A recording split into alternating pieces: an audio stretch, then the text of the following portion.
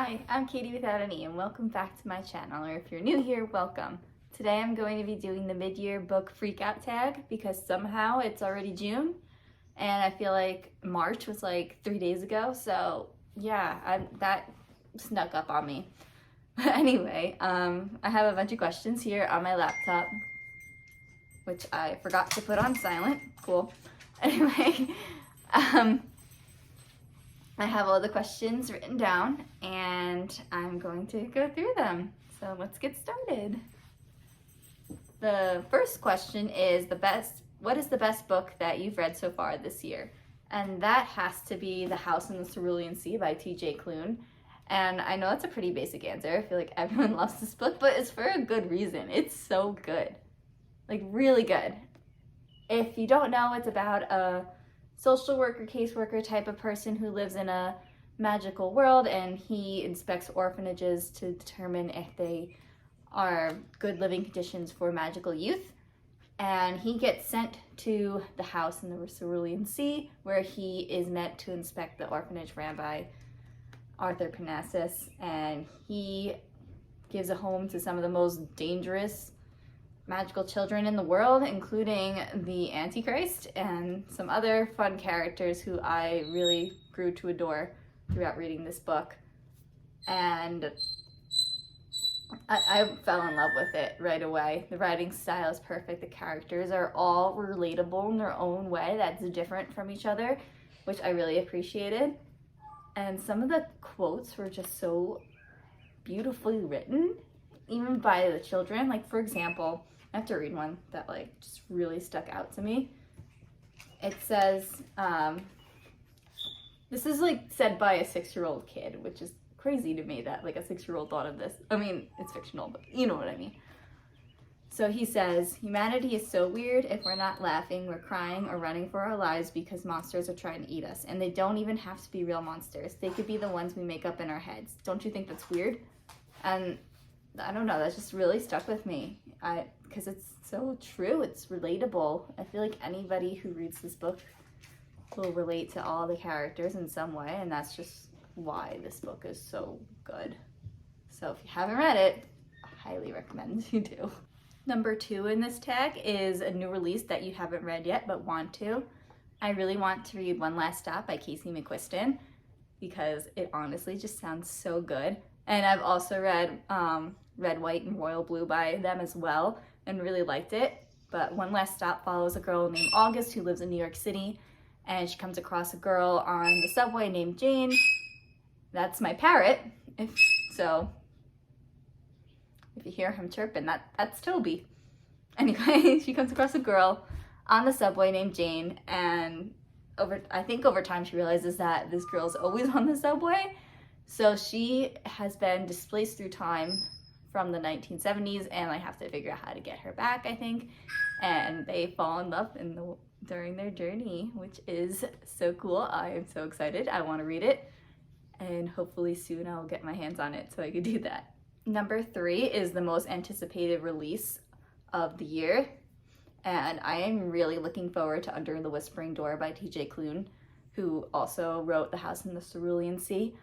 And I feel like that The House in the Cerulean Sea is the only book that I have read by him, and I want to read everything by him. So this book sounded especially interesting. So it's about a ghost named Wallace who is taken by a reaper to a small village where he meets Hugo. And Wallace is told that he has only 7 days left before he has to cross the other side. And Wallace isn't really quite ready to go yet. So him and Hugo have to spend his last 7 days together so he could truly live a little bit before he goes back. And that just sounds so interesting, so exciting, and I don't know how I'm gonna wait until the fall to read it. I think it comes out sometime in September, and that just feels way too far away. So I'm just gonna be sitting here in anticipation for months and months and just thinking about it. Anyway, yeah, I'm excited for that one. So the 4th question in the tag is the biggest disappointment, and that would have to be The Midnight Library by Matt Haig. I was really looking forward to reading this book when I got it, and I was just kind of unimpressed by it. I thought the premise of it sounded super interesting. It's about a girl named Nora who commits suicide, and she is brought to the Midnight Library where she's able to experience her alternate versions of her life if she were to make a different decision.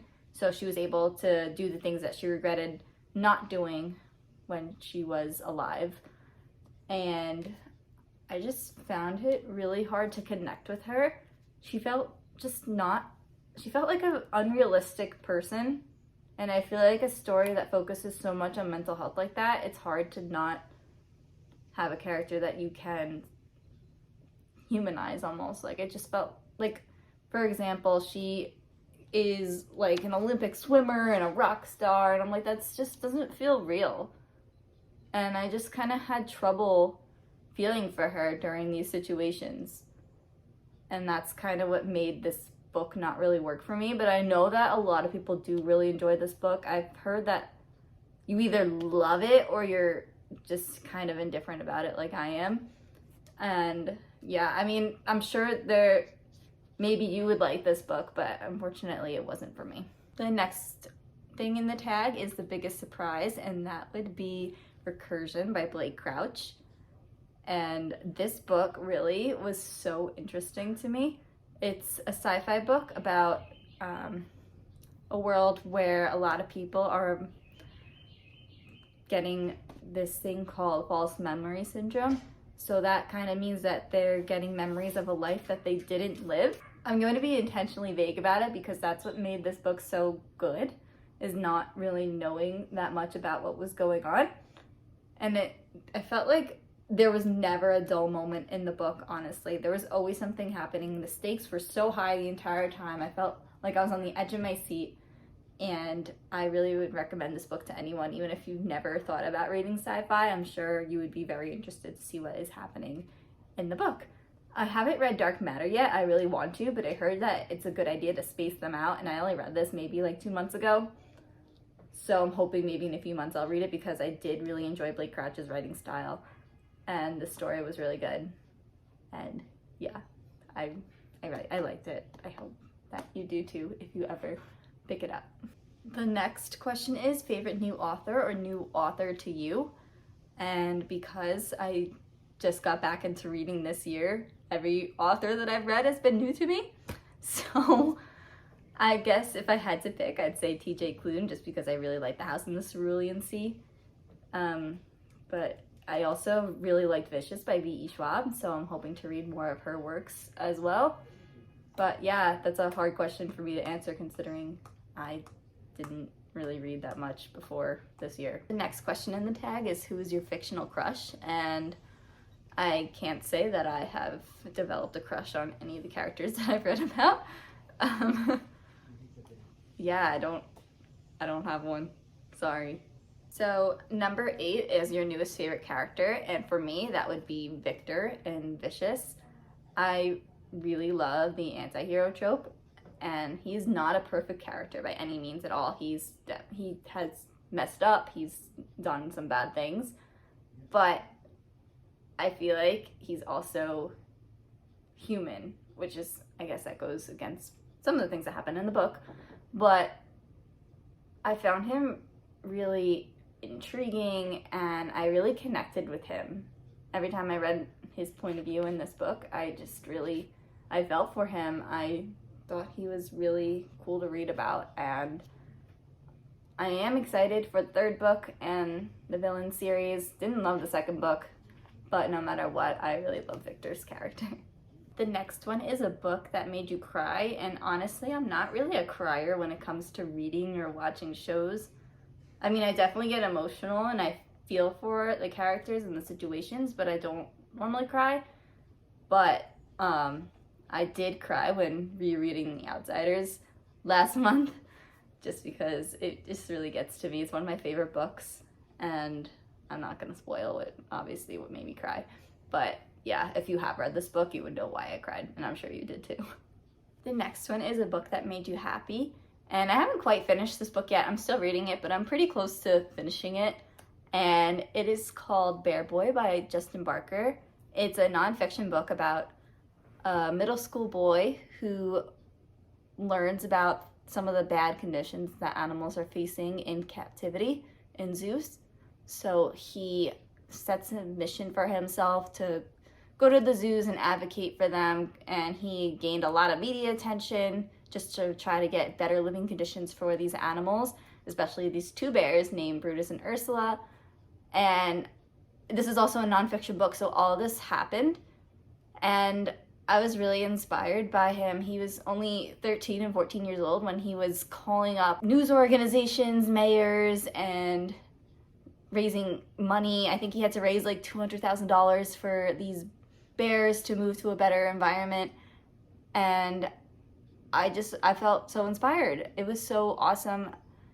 It comes out on June 20th or 22nd. I can't really remember. I got an ARC from this from NetGalley, and I was so excited. It's so good. And if you are looking for a nonfiction read, I totally recommend that you go for this book.